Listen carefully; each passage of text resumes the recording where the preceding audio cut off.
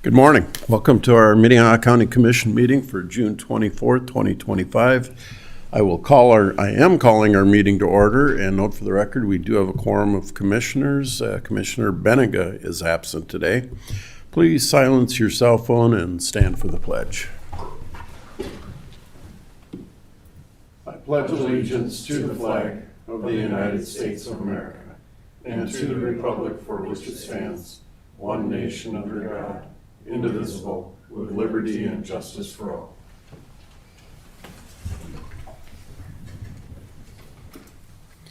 All right. I'm going to look for a motion to approve our agenda. So moved. Second. Motion a second. All those in favor say aye. Aye. Opposed, same sign. Motion carries. Moving on to our consent agenda. Is there anyone from the public that would like to comment on our consent agenda? Look for a motion to approve our commission. Anybody want to pull anything from the consent agenda? Comment on anything? Look for a motion. Move approval. Second. Motion a second. Call the roll, please. Bleinberg, Aye. Kipley, Aye. Heisey, Aye. Karski. Aye. Motion carries. Moving on to regular business. First agenda item is a briefing from the Minnehaha County Sheriff's Office on a partnership with Flock Safety to enhance the recognition and response to real-time crime activity. Sounds pretty cool. Yes. Good morning, Commissioners. Joe Bosman, Minnehaha County Sheriff's Office. This morning in front of you, I have a quick briefing. We wanted to be transparent and upfront with our partnership that we're going to be including with Flock Safety to roll out some license plate reader cameras in Minnehaha County. What these cameras would allow us to do in the Sheriff's Office is to have a real-time awareness and availability for response to vehicles that are entered as stolen vehicles, or they are wanted in connection, maybe an Amber Alert, or we could enter them as if there's a wanted fugitive, a felon that's driving around in a certain vehicle that we know of. What these cameras would do is then provide an awareness to us that they are driving around, where they're driving around, so we can then go and try to apprehend or solve that crime that is occurring in the communities. Flock Safety is used across the entire nation. There's more than 4,000 communities in the U.S. that is using Flock Safety. Locally, Sioux Falls Police Department just rolled out Flock Safety cameras. You've heard of like Madison Police Department, Sioux City Police Department, so they are very much in our region as well. The good news with that local other agencies involved with that is that we can also collaborate with each other for information. So if the Sioux Falls Police Department camera gets an alert, our deputies will be notified of that, same as our cameras would notify the Sioux Falls Police Department as well. As we know, criminals don't just stop at one jurisdiction, they travel frequently. With these cameras, it is a 2-year agreement with Flock Safety that is being covered under grant funding from the Burn JAG, as that has been approved through the funding mechanism for that grant. Our plan is after the 2 years is we can have some time, some data to reevaluate how things are going. Is this a worthy cause that we can use to increase our response without staffing, without people? These are cameras that will be watching, that will be 24/7 with solar power, so there's not infrastructure that is needed. Flock Safety takes care of implementing the cameras, putting them up in the right way, and maintaining them if there's a failure or software issue with them. So at that point, I just kind of wanted to mention that and throw that out there. And if anybody had any questions from either the commission or the public, I wanted to have an opportunity to try to address some of those. Any public comment on this agenda item? Commission, turn it over to you. Questions, comments? Mr. Chair, just a thought for you, Joe. I'm guessing this is a force multiplier and you can be in more places at once, but are you anticipating any FTE or resource needs to actually man a command center where you're watching cameras and video footage, or does this take any other resources to actually operationalize this? This will not need to take any more FTEs. What you're referencing, some agencies will utilize this into what they call a real-time crime center, where you have somebody that is sitting at a computer monitoring these cameras along with maybe your traffic cameras, kind of being that liaison between technology and your responders on the road. Our plan with this one is that all of our vehicles will be equipped with the software in their cars, so every deputy is going to be a real-time crime center and analyst. So they will be able to get those responses right away on their laptops in their cars, and they'll be responding. So no additional people for us. Okay, thank you. Mr. Chair, Commissioner Heisey? one question. Good morning, Captain. Morning. I'm just curious where these systems are anticipated to be located. Are they going to be county-wide or centralized in the city of Sioux Falls, or a mixture of some kind? And does the sheriff's office have full discretion of where they're placed, or are these other government bodies or even the feds involved in that determination? Good question. So the city of Sioux Falls has their cameras located where the city of Sioux Falls wants them in their city. For us in the county, the sheriff's office, have identified locations around the county to provide east, west, north, middle, a good gathering of areas, so all have some level of enhancement with these protections. We get to choose where we want to have them, and Flock Safety will work on the permitting and to verify that that is an acceptable place for infrastructure setups. But no federal oversight with this at all. It is completely sheriff's office gets to decide. And we can also move them to, if we would like to in the future. Let's say we have a camera someplace for 9 months. It's just not getting any results, any data that we'd like to see. We have the option then to have that camera moved to somewhere else if we'd like. Excellent, thank you. Commissioner Bleinberg? Thank you. Just curious also about some of the logistics. Are you able to put them on interstates, or do they have to be on county roads? So at this time, the state DOT is developing policies for implementation within a state right-of-way. So while we are waiting for that development of policy to occur, we are maintaining outside of a state right-of-way. So it'd be a county right-of-way or private property if it is adjacent to a certain right-of-way that we'd like to get some captures on. We can work with private owners to having a small one-page agreement to put it on their property. Okay. Yes. Well, thank you. Yeah, this isn't catching, and correct me if I'm wrong, speeders or stop sign violators. This is looking for, as your briefing memo says, the amber alerts, the silver alerts. It's real-time information being fed into a database that the sheriff office has full control over. It doesn't get reported to a outside vendor or any of this. You own the data, correct? Yes, that is correct. You're exactly right. It is not looking, there is no speeding traffic. There is no live video monitoring. We can't just tap in and say, show me a live view. It doesn't do that, so there's no surveillance capabilities with that.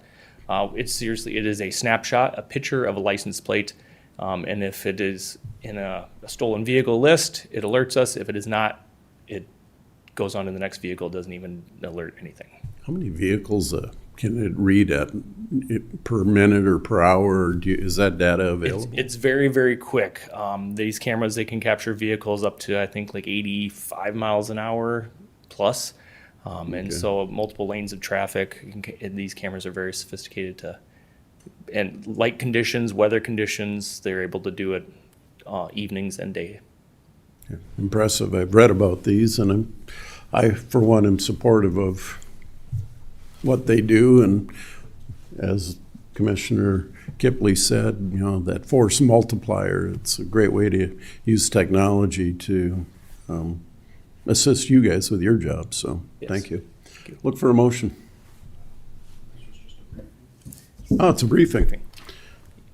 Thank you, guys. Thank you, Captain.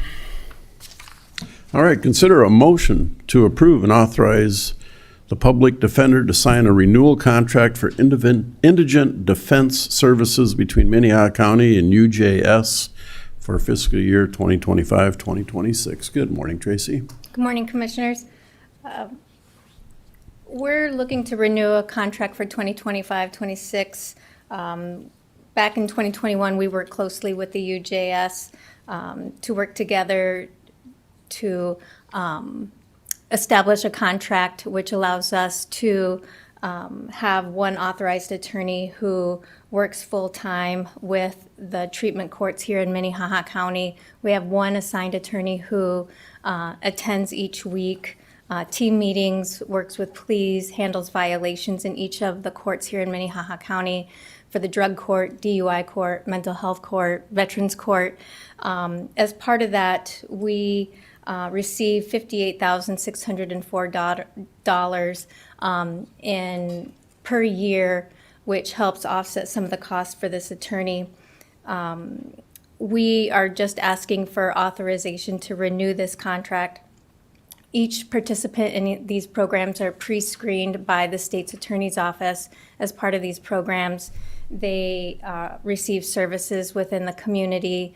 It saves dollars by allowing them to stay in the community. Instead of going in and out of the jail, they receive services. The participants in this program receive treatment. They receive caseworkers who help them sometimes set up with Social Security. And the whole goal of these programs is to help them so that they aren't continually going in and out of the jail system, in and out of the penitentiary, and using up all of the services through Avera Behavioral, and hopefully reintegrate into the community so that they can be better citizens. They say that for every dollar spent in mental health court or drug court or DUI court, it saves taxpayers $3 in future criminal justice costs. So we're just asking for approval to renew this contract with UJS. Thank you, Tracy. Public comment on this agenda item. Commission questions, comments? Guess the only comment I would have, Tracy, I know your office has been a leader in a lot of these specialty courts and kind of the trailblazer for the rest of the state, and everybody else was getting reimbursed for doing it, and we finally are. So congratulations on that. I know it's been a few years, and I'm glad UJS is helping to defray some of the costs, but it's not the cost as much as it is the payback and what our county and our community gets by using these programs and the people that benefit from it. So thank you for that and your work in the past. Thank you. Commissioner Bleinberg. Thank you. I would also just like to say how much we appreciate the specialty courts and the time that your office spends with them. And I was just curious, is your involvement limited to the one FTE, or are there other staff members that assist? We have, right now, we have one staff member who handles all the specialty courts. She also handles other duties within the office, juvenile work. So she's not just doing problem-solving court, she also handles other casework as well. Okay. Well, thankful that UJS is willing to help us with those costs. Thank you. Need a motion, please. Make a motion to approve? Second. Motion and a second. Call the roll. Bleinberg. Aye. Heisey. Aye. Kipley. Aye. Karski. Aye, motion carries. Consider a motion to approve and authorize the chair to sign a contract with Architecture Incorporated for a campus master plan. Good morning, Meredith. Good morning, Commissioners. Meredith Jarko from the Commission Office. So before you today is a contract with Architecture Incorporated for Campus Master Plan. So if you'll remember, back in March, the Commission approved a request for proposal to conduct a campus master plan. And that RFP received 8 responses by the April 14th deadline.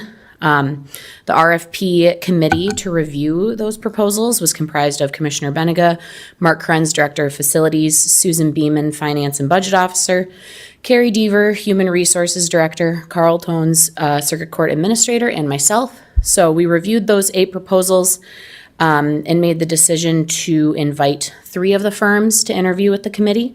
Following the interviews, the committee discussed the submissions and interviews at length and recommends awarding the contract to Architecture Incorporated.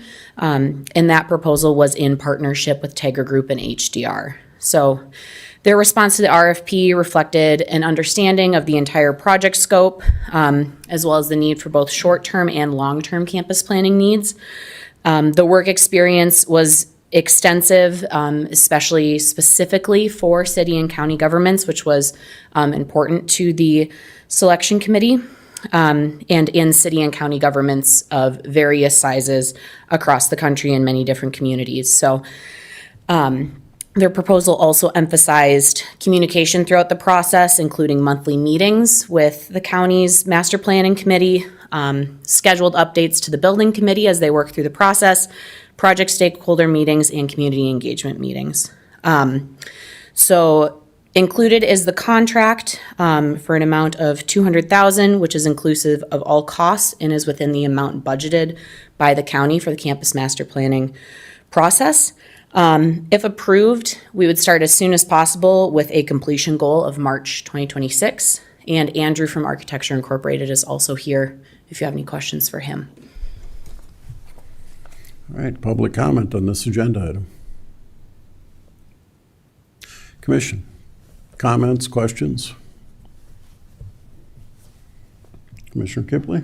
Yeah, Mr. Chair, I'll just note that looking forward to this process. It's something we've been talking about, and I think it's of strategic value to the county to most efficiently use the precious square footage we have on this campus. And so looking to get some professional guidance for, yes, both short-term and long-term considerations. So I would just thank all those that served on the committee to review all those applications and make a proposal here that I plan to support today. So thank you. Mr. Chair, I'd also like make a general comment and voice my support for the proposed master plan. I think our county requires a clear long-term vision to address challenges of population growth and future development. Having a plan like this with estimated timelines, costs, departmental requirements, and efficient use of space and our properties will provide guidance for future projects and decision-making. Not only now, but long into the future as we look out decades. Further, these upfront costs will save the county money over the long term as our resources are more intelligently utilized and less missteps or costly delays happen down the road. And then, of course, for obvious reasons, we don't want to overbuild or even underbuild or be caught lacking adequate facilities when the moment calls for it. So I'll be supporting this, and I'll make a motion to approve. Second. Motion and a second. Additional comments?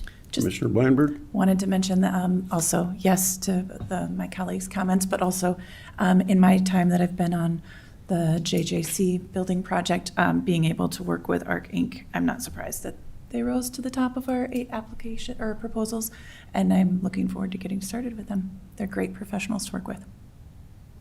All right, we have a motion and a second. Call the roll. Heisey. Aye. Kipley. Aye. Bleinberg. Aye. Karski. Aye, motion carries. Consider a motion to authorize the chair to sign Amendment 1 to the contract with Architecture Incorporated for Juvenile Justice Center Architectural Services. Good morning, Tom. Good morning, Tom Greco, Commission Administrative Officer. So the amendment before you is an amendment to an agreement that was effective on March 30th, 2022. Those are our architectural services for construction, design of the Juvenile Justice Center, whose construction is ongoing right now. The proposed amendment is something we talked about previously, particularly during building committees. What it does is it provides for architectural services associated with the addition of shell space to the Juvenile Justice Center, as well as the installation of a underground stormwater detention system. Both of those items in total for the architectural services would amount to $99,900. That's the contract amendment price. If you recall, the budget for the JJC was originally $50 million. Due to favorable bidding, that budget came in, the budget was changed, reduced to $47.6 million. So a little over $2 million of savings from the overall project budget. Just want to reinforce the fact that passage of this amendment does not change that overall project price. So would encourage your support of this amendment. You will be seeing within the next few weeks another change order coming forward for the actual construction portion of the shell space and the underground detention system. Subject to your questions, that's all I have. Public comment on this agenda item. All right, Commission, turn it over to you. Commissioner Weinberg. Here, I'll just make a comment that I'm supportive and thankful that we've had the room in the budget and the foresight to anticipate the need in the future. I think we'll thank ourselves down the road for the time and the investment in the building project. And I can make a motion to approve. Second. Motion, second. Additional comments? Call the roll. Blindberg, Aye. Kipley, Aye. Heisey, Aye. Karski. Aye. Motion carries. Now we are at the opportunity for public comment. Is anybody from the public would like to comment on any non-agenda item? You have 5 minutes? 5 minutes. Up to a total of 30 for all commenters. Anybody want to address the commission on any non-agenda item? All right, we'll move it on to commission liaison reports.